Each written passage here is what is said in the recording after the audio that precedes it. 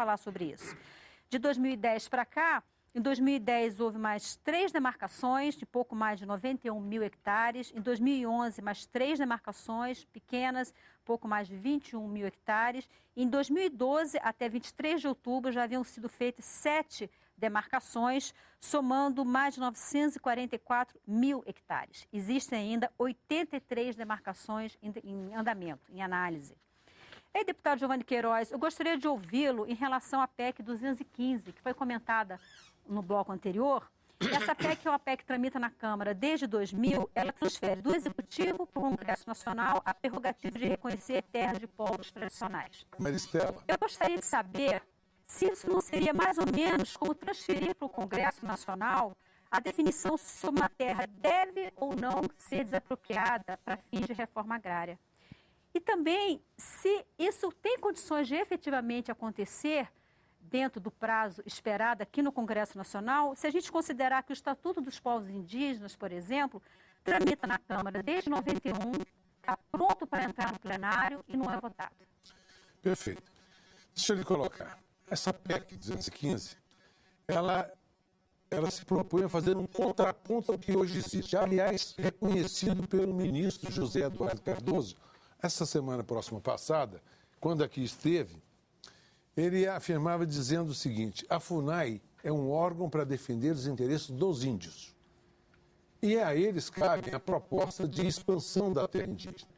A mim, eu tenho só a competência de, por portaria, homologar aquilo que é decidido pela FUNAI. Ele dizia: me falta um organismo, uma instituição que faça o contraponto. Eu até pensei naquele momento, eu vou perguntar para ele por que ele já não criou, por portaria, ou até alterando o decreto que regulamenta a existência da FUNAI, uma instituição, um conselho político que fosse do executivo, que fosse do legislativo, um conselho que pudesse analisar as propostas vindas da FUNAI. Essas propostas vindas da FUNAI, ele ainda diz: se eu não assino a portaria, eu posso ser imputado a mim crime de responsabilidade. E o presidente, se não sair o decreto homologando aquela demarcação, também pode ser a ele imputado o crime de responsabilidade. Porque a Constituição diz que cabe a eles fazerem esses procedimentos administrativos. Portanto, é bem diferente da questão da desapropriação para fins de reforma agrária, porque tem toda uma legislação, tem um contraditório previsto em lei e assim por diante. No caso, ele mesmo sugeriu, nós temos aí o parágrafo 6º do artigo 235, 231, que prevê exatamente uma lei complementar federal que precisa ser feita. Aliás, o advogado-geral da União também, o nosso ministro, Luiz Adams, também fez o mesmo comentário, dizendo que precisava de uma legislação complementar, disciplinando melhor esta questão, para que ele não ficasse num canto pressionado. Muito bem, mas no fundo de tudo isso, o que na minha leitura, a gente tem que falar? O que nós queremos para o índio? Nós o queremos na Idade da Pedra, porque hoje eu fui presidente da FUNAI, da FUNASA, na regional de Belém, do Pará. Visitei inúmeras aldeias e eu já o havia feito muito antes ainda como deputado e até como cidadão, sem cargo nenhum. Lá em Redenção, os caiapós naquela região têm uma intensidade grande e hoje eles estão vivendo, eles pediam para mim, eu queria água, queria escola, eles querem transporte, eles querem condições de vida mais dignas para Deton. Nós temos que levar isso para eles. E não é a extensão de terra indígena que dá a eles este conforto de prosperar. Mantê-los na condição de esmoler, porque todos os índios da região que eu conheço, que estão em aldeias, que não são os da cidade, que já têm índios aculturados, não é verdade? E o que eu gostaria que todos já fossem aculturados. Porque eles não vão comer folha de árvore, nem casca de pau. Eles precisam produzir, eles precisam ter qualidade de vida, eles precisam se usufruir do benefício da televisão que eles gostam, do carro que eles gostam. Vamos falar assim depois sobre uma pesquisa que a CNA fez, que trata desse assunto, mas eu gostaria primeiro de ouvir o Padre Tom em relação a essa PEC. Essa mesma questão que eu fiz para o deputado Giovanni Queiroz, você acha que o Congresso Nacional tem celeridade para definir sobre esse assunto? E você acha que isso seria como o Congresso Nacional definir, por exemplo, sobre sobre desapropriação de terra para fins de reforma agrária ou não tem nada a ver uma coisa com a outra? Esse não é o papel do Congresso Nacional e a PEC é inconstitucional porque ela tira um dever do Executivo. O Executivo, a Constituição já diz quem deve demarcar as terras. Em outro ponto, aqui nós não temos nenhum representante indígena. E com a atual legislação brasileira, mesmo a proposta de reforma política, nós não teremos um indígena deputado federal. Aí eu acho isso muito autoritarismo de querer os 500 e tantos parlamentares quererem decidir sobre essa matéria. Eu penso que com a aprovação definitiva da PEC 215, nós não teríamos mais demarcação de terras indígenas. Se é lento com o Executivo, pior seria trazendo para o Legislativo. Cléber Busato, quando eu comecei o segundo bloco, eu mostrei a área ocupada pelas terras indígenas e a quantidade de indígenas que vivem em algumas áreas. E o que a gente ouve falar muito é que são áreas por vezes, muito extensas para que os próprios índios consigam cuidar de toda essa área, né? E que isso as torna vulneráveis à exploração por madeireiros, por garimpeiros e mesmo por estrangeiros interessados na biodiversidade da nossa flora. Como é que esse controle é feito? Qual a sua avaliação sobre isso?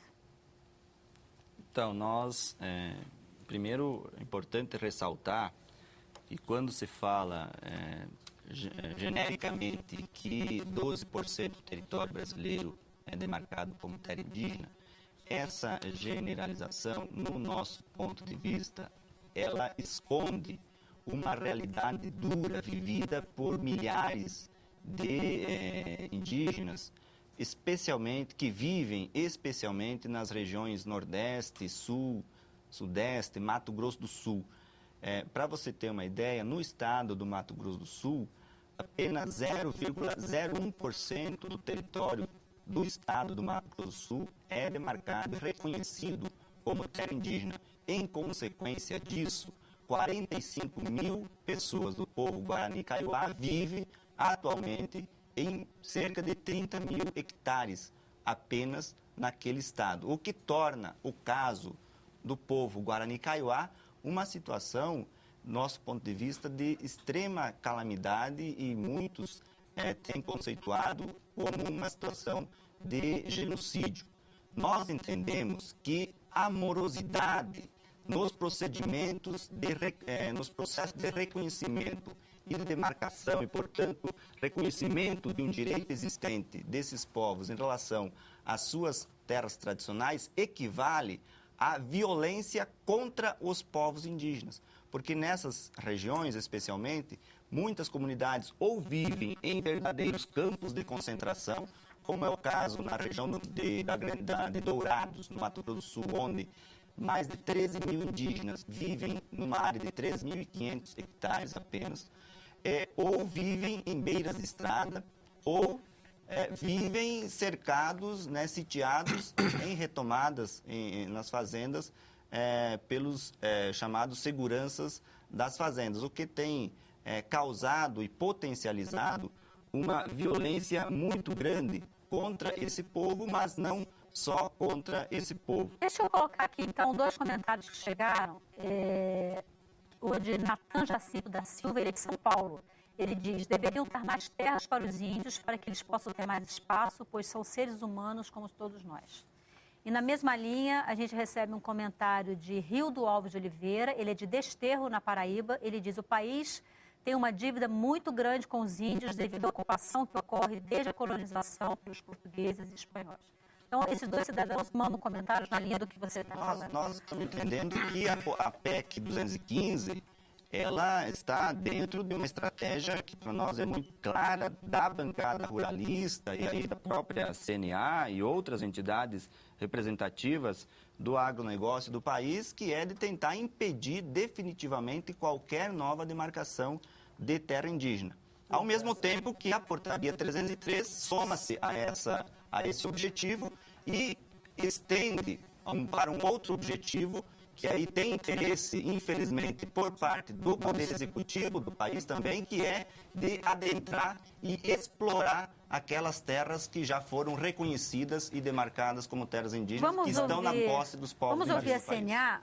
Rudi, eu gostaria que você não só comentasse a fala do Cléber Busato do CIMI, mas também esclarecesse o seguinte: a CNA encomendou ao Datafolha uma pesquisa sobre o perfil dos índios brasileiros. Os objetivos dessa pesquisa. Por que a Confederação Nacional da Agricultura resolve estudar os índios brasileiros? Foi verificar o que o índio realmente queria, se era terra ou se era cidadania, era transporte, era educação, saúde, que o governo hoje não está fazendo.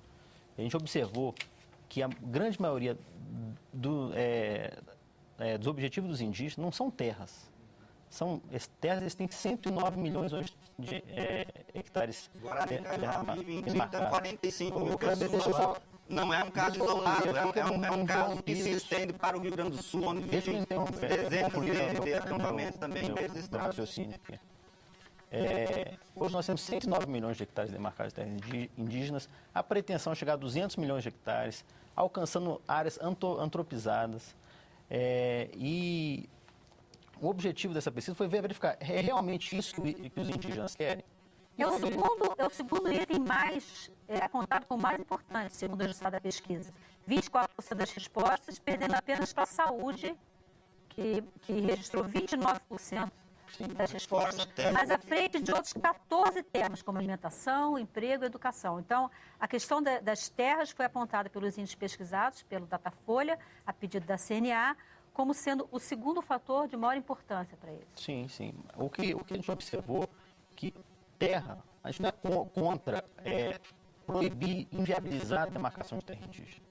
A gente não é congelar o processo de demarcação indígena, é demarcar. Agora, se é para resguardar um direito do indígena, é para resguardar também o direito do produtor rural. E pela omissão da União, omissão da FUNAI, não demarcou no momento devido, que foi na época da Constituição. Ela foi omissa em não demarcar. Hoje, porque pretende demarcar quase 200 milhões de hectares, sendo que não demarcou em 88. E o produtor rural vai pagar essa conta da União. Por isso que nós temos uma PEC tramitando hoje no Senado, que vê a indenização da terra nua, que hoje não é previsto. Hoje o Estado titula a terra, vende terra ao produtor, futuramente vem a União e fala assim, essa terra é dos indígenas, você sai com uma mão na frente e outra atrás. Não é isso que a CNA quer. A CNA quer assegurar os direitos dos indígenas previstos na Constituição? Vamos assegurar. Agora, assegure também o direito daquele terceiro de boa-fé que comprou confiando na União, na administração pública e teve seu direito violado. É isso que a gente devemos passando fome, vivendo na miséria de cesta básica, sempre vai ter problemas de litígio de expansão de área indígena. Por quê? Porque ele tem que chamar atenção sobre isso. Ele está morrendo, está passando mal, está vivendo mal, vivendo de cesta básica. E o senhor tem razão, na beira de estradas e tudo. Por quê? Porque não foi dado a ele o instrumento de produção, a cultura, a educação, que lhe permitisse ter uma vida digna. Qual a idade média de vida de um índio? Deve estar indo na faixa de 52, 55 anos. Do nosso já é mais 65. Por que não dar a ele a condição de viver dignamente? É isso que ele precisa, muito mais que de terra. Porque a extensão territorial não vai lhe dar melhor qualidade de vida. Até porque ele não pode terceirizar o uso daquela propriedade, daquela área territorial, não é? Ele não pode terceirizar, ele não pode negociar, vender parte da terra ou vender, a não ser a produção que ele venha produzir ali amanhã, se ele tiver uma ocupação agrícola, vamos assim dizer. Tudo bem. Então, eu acho que nós temos que trabalhar no sentido de dar ao índio qualidade de vida, incorporá-lo à sociedade, né? No sentido de dar a ele a oportunidade de fazer a escolha. Então, é a educação. Que temos que dar também qualidade de vida. Temos. E temos que assegurar. Além da terra, tem que se dar qualidade de vida. Por exemplo, é uma vergonha. Eu entreguei na semana passada ao ministro, eram 21.700 assinaturas dos índios do Vale do Javari reclamando a saúde, né? Por exemplo, nós brasileiros, o nosso governo, de um país rico, não conseguir... Sexta economia do planeta e não conseguir prover de saúde cerca de 500 a 600